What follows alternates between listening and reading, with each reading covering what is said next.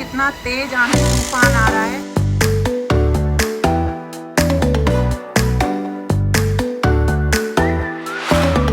जिस दिन भी मैं कुछ सिलाई का काम लेके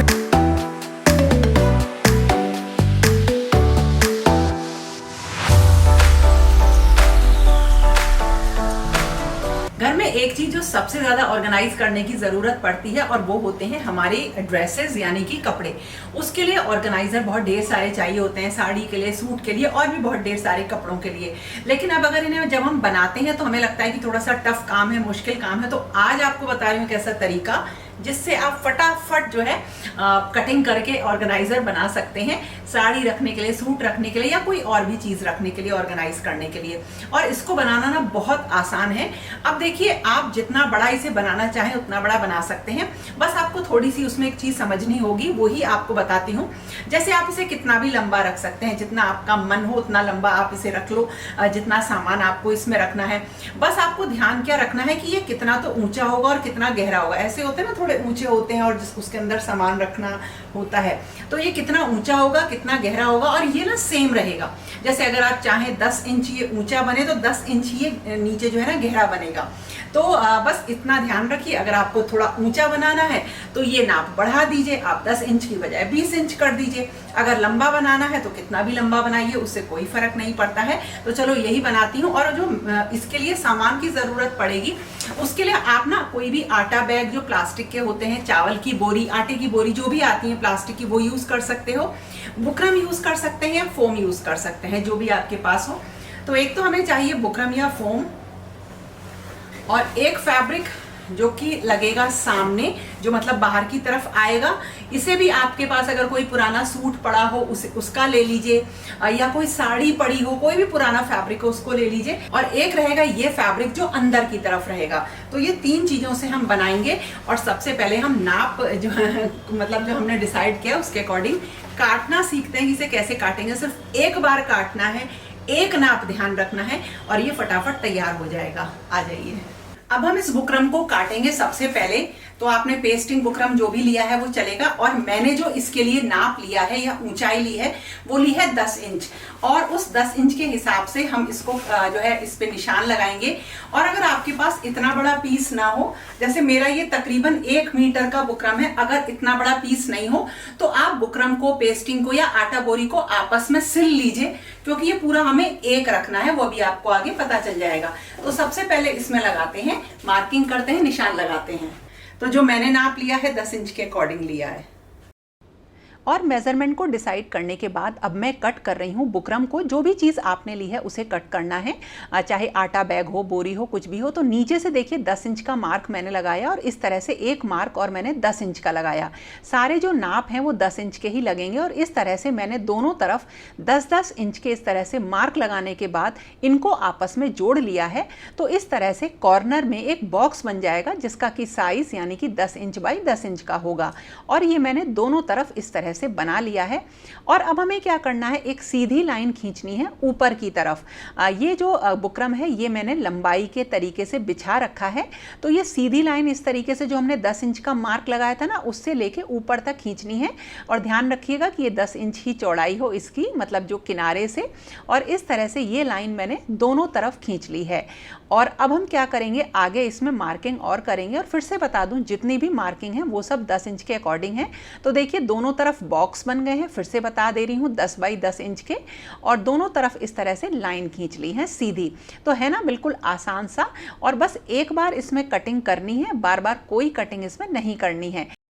जहां हमने लाइन खींची थी वहां से 10 इंच ऊपर हम एक मार्क लगाएंगे एक तरफ, और बिल्कुल इसी तरीके से लाइन से ऊपर 10 इंच का मार्क एक लगाएंगे। और इन दोनों निशानों को हम आपस में मिला लेंगे। अब देखिए बिल्कुल इसी तरीके से जहां हमने लाइन खींची है वहां से ऊपर फिर से हम 10 इंच का एक निशान लगाएंगे एक तरफ, और बिल्कुल इसी तरीके से दूसरी तरफ लगाएंगे। और ये जो लाइन खींच रहे हैं ना, वहां से ऊपर हमने 10 इंच लिया है और फिर इन दोनों पॉइंट्स को हम मिला देंगे। और बिल्कुल इसी तरीके से एक बार फिर से हम 10 इंच का मार्क लगाएंगे एक तरफ, फिर इसी तरह से दूसरी तरफ, और इनको भी हम एक स्केल से मिला देंगे। यानी देखिए 10 इंच का ब्लॉक ये है, 10 इंच का ब्लॉक ये है। अब इस बॉक्स के बाद हमने यहाँ से लिया 10 इंच और इसी तरीके से इस लाइन पे रख के यहाँ से लिया 10 इंच और एक लाइन खींच ली। देखिए इस तरह से यहाँ से दूरी है और इसी तरीके से अब इस लाइन से लिया ऊपर तक 10 इंच, इस लाइन से लिया और फिर एक लाइन खींच ली और इसी तरीके से हमने यहाँ से 10 इंच लिया और वहाँ तक लिया और एक लाइन खींच ली है। तो इस तरीके से देखिए कितने ब्लॉक बन गए। 10 इंच का ब्लॉक बना, एक तो एक, ये बना दूसरा, ये बना तीसरा और ये बना चौथा। इसमें बस बीच में लाइन नहीं खींची हुई है, वरना ये हमारे इस तरह से ब्लॉक बन गए।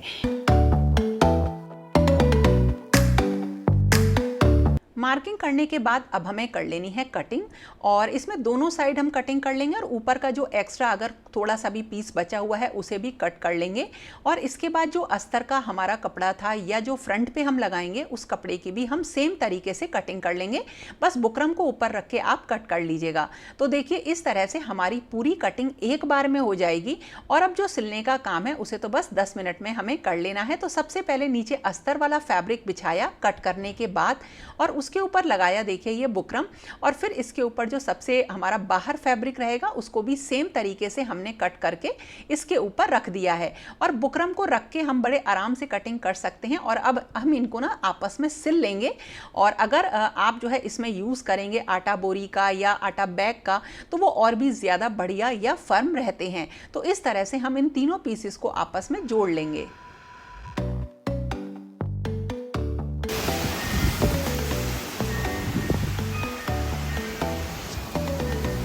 ये देखो ये भी फट गई और कितना तेज आंधी तूफान आ रहा है।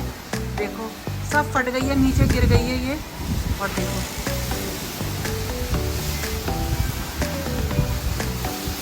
प्लांट सारे खराब हो रहे हैं, तो सब खराब हो रहा है। ये देखो ये भी खुल गई।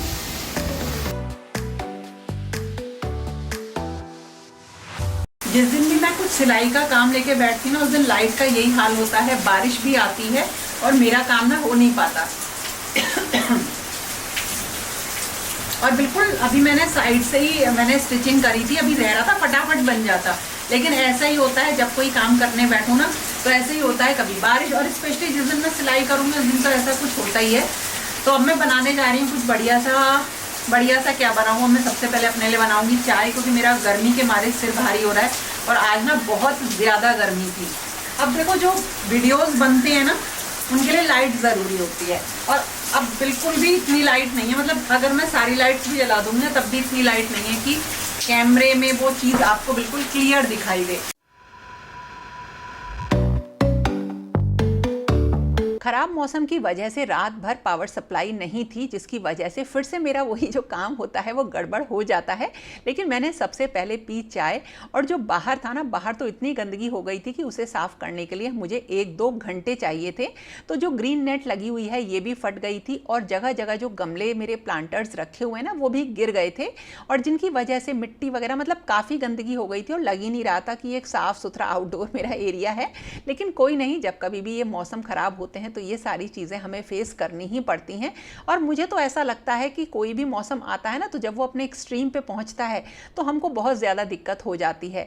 अब जैसे जो मेरे ये प्लांट्स हैं, ये जो छोटे छोटे प्लांटर्स हैं, इसमें जो प्लांट्स लगे हुए हैं ये सब खराब हुए, तो फिर से जब दिवाली आएगी तो इन सबको सही करना रहेगा और उसके बाद फिर से जब विंटर्स आएंगे ना तो इन सबको बचाना पड़ेगा।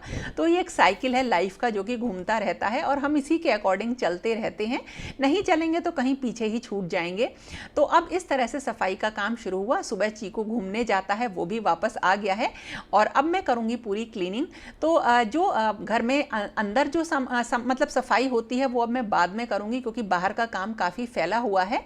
और इस तरह से अब मेरा कोई जो वीडियो में बना रही थी वो शायद कल ही बन जाता, क्योंकि वो काम केवल 10 मिनट का था। लेकिन इस तरह से मेरा ये काम पूरा 1 दिन के लिए आगे बढ़ गया। और जो ये हम फैब्रिक ऑर्गेनाइज़र या समझ लीजिए एक फैब्रिक केस बना रहे हैं ना, ये बहुत ज़्यादा काम आता है। ये मैंने पहले भी काफ़ी बना रखे हैं और देखिए अब मैंने इनको सिल लिया है आपस में और बिल्कुल नीट एंड क्लीन तरीके से सब मतलब इसको सिला है। और अब देखिए हम क्या करेंगे, इसको इस तरह से मोड़ेंगे सिलने के बाद। इस तरह से देखिए ये जो कोना है ना यहाँ पे इस तरह से मोड़ देना है और ये हमें दोनों तरीके से मोड़ना है। और फिर जो कॉर्नर है ना इसके, देखिए ये वाले, इन पे सिलाई करके इनको आपस में जोड़ जोड़ लेना है। जो आप इस ऑर्गेनाइज़र की चौड़ाई लें वो अगर आपने 10 इंच का नाप रखा है तो कम से कम 30 इंच तो लीजिए, और ये बिल्कुल आपके ऊपर ही है। और फिर से देखिए पावर सप्लाई कट हो गई, लेकिन इन्वर्टर की वजह से मेरी जो ये सिलाई मशीन है ये तो चल रही थी, लेकिन बिल्कुल अंधेरा था। और इस तरह से देखिए ये कॉर्नर्स हमने सिल लिए हैं और तकरीबन ये समझ लीजिए कि हमारा ऑर्गेनाइज़र बन ही गया है। बस हमें इसमें एक सिलाई और मारनी है।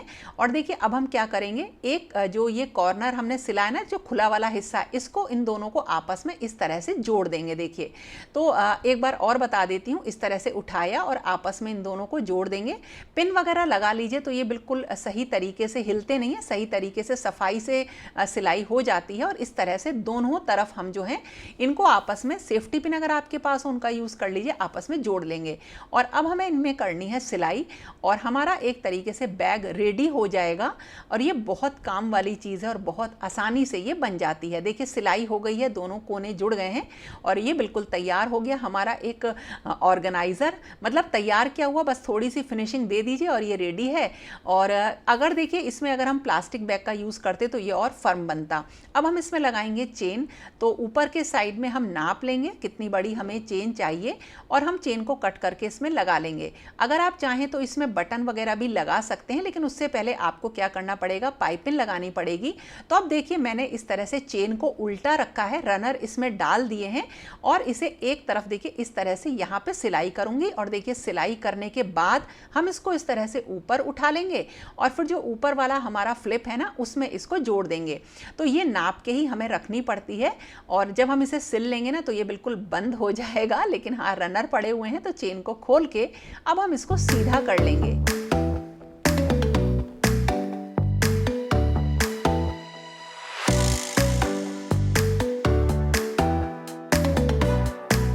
चेन को तो देखिए हमने सफाई से जोड़ लिया है, सीधा कर लिया है, तो बाहर से तो ये सही लग रही है, लेकिन अंदर से थोड़ा सा ये एरिया रफ लगता है। तो कोई भी आपके पास पाइपिंग पड़ी हो या पाइपिंग बना लीजिए और इसे इस तरह से चेन के अंदर वाले हिस्से के ऊपर लगा देंगे, जिससे जो भी कच्चापन है ना वो छुप जाएगा और बिल्कुल क्लीन लुक आएगा।